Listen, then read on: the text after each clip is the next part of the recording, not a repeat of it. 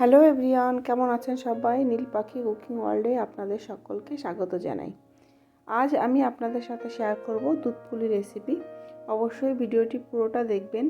এই পিঠে এমন কোনো বাঙালি নেই যে পছন্দ করে না। একবার খেলে কিন্তু বারবার খেতে ইচ্ছে করবে।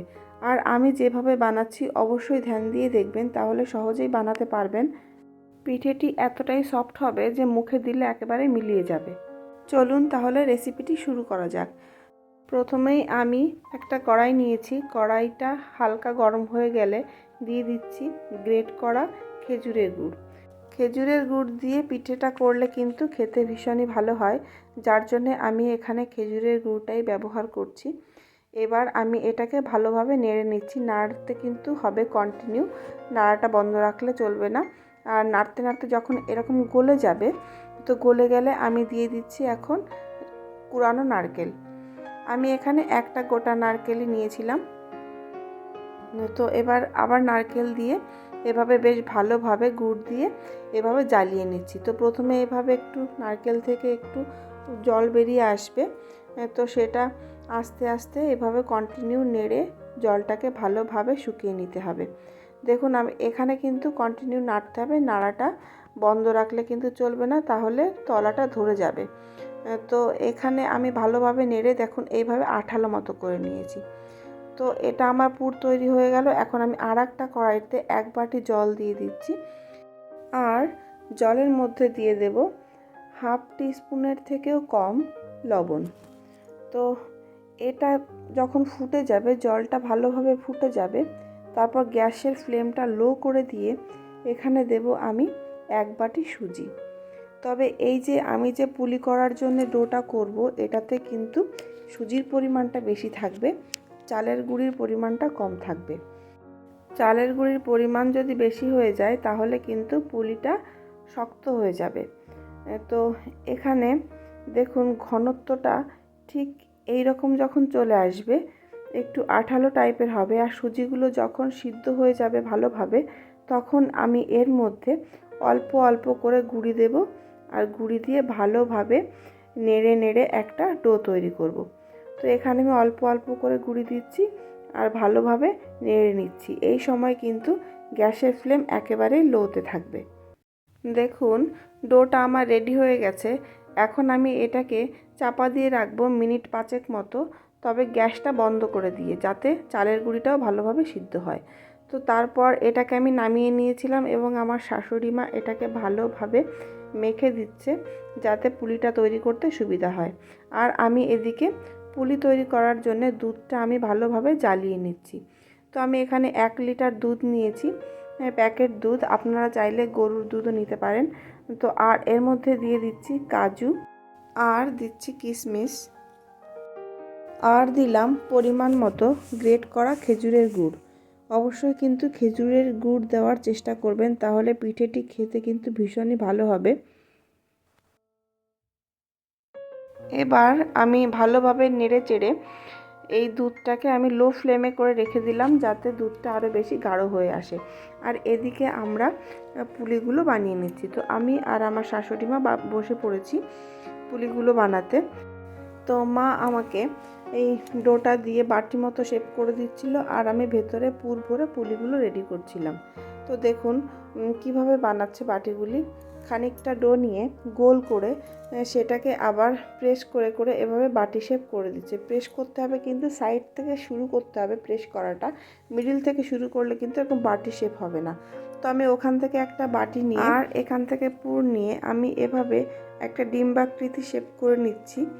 নিয়ে আমি এখানে দেখুন বাটির মধ্যে ভরে দিয়ে এভাবে পুরিটা রেডি করছি।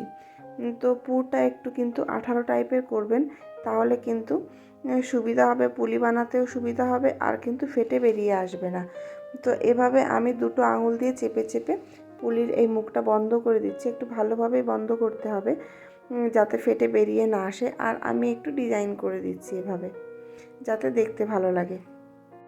তো একটা পুলি আমার রেডি হয়ে গেল। নেক্সট আমি আর একটা পুলি তৈরি করার জন্য আবার একটা ওই বাটি তুলে নিয়েছি।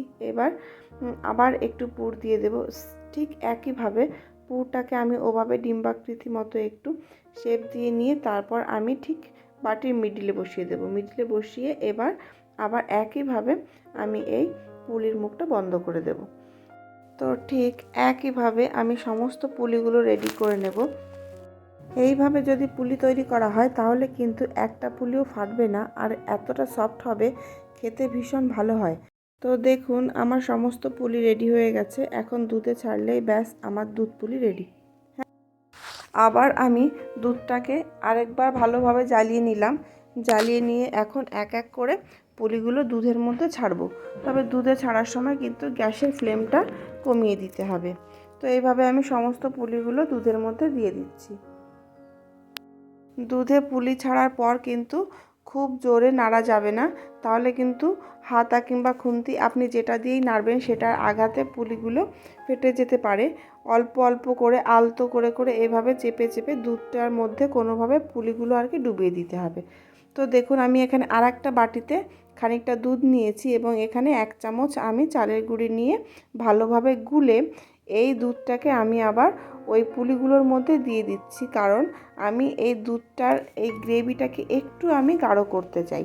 তো তার জন্য সামান্য একটু চালের গুঁড়ি দুধে গুলে আমি আবার দিয়ে দিলাম এবং সেটাকে আমি এইভাবে আস্তে আস্তে এই দুধের মধ্যে মিশিয়ে দিচ্ছি। এইভাবেই আস্তে আস্তে কিন্তু মেশাতে হবে, আপনাকে জোরে নাড়লে কিন্তু চলবে না। তো তারপর আমি আরেকটু সন্দেশ নিয়েছি, বাজার থেকে কেনা সন্দেশ নিয়ে সেই সন্দেশটাকে আমি আবার দুধ দিয়ে গুলে সেটাকে আমি আবার এই পুলির মধ্যে দিয়ে দেব, দুধের স্বাদটাকে আবার আরেকটু বাড়ানোর জন্যে। তো দেখুন আমি এখানে সন্দেশটাকে আমি চামচ দিয়ে ভালোভাবে ওই দুধের মধ্যে গুলে নিচ্ছি। তো গুলে নিয়ে এইবার আমি আবার এই পুলির মধ্যে এই সন্দেশটা ঢেলে দিলাম। সন্দেশের পরিমাণটা কিন্তু নিজেদের স্বাদ মতোই অবশ্যই দেবেন, যার যেমন পছন্দ সে তেমনই দেবেন। বেশি দিলে অবশ্যই স্বাদটা ভালো হবে, ছানার গন্ধে কিন্তু দুধের স্বাদ আরও বেড়ে যায়। তো দেখুন এবার আমার পুলি কিন্তু প্রায় রেডি, পুরোপুরি রেডি বলতে গেলে। আমি এখন খানিকটা এলাচের দানা দিয়ে দিলাম, আর এবার উপর থেকে দিয়ে দেব 1 চামচ ঘি। তো এবার কিন্তু আমার সম্পূর্ণ দুধ পুলি রেডি, শুধু এখন সার্ভ করবার পালা।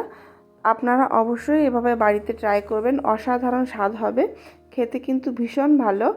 একবার ট্রাই করবেন তাহলে বুঝতে পারবেন কতটা সুস্বাদু। তো দেখুন এই হলো আমার দুধ পুলি রেসিপি।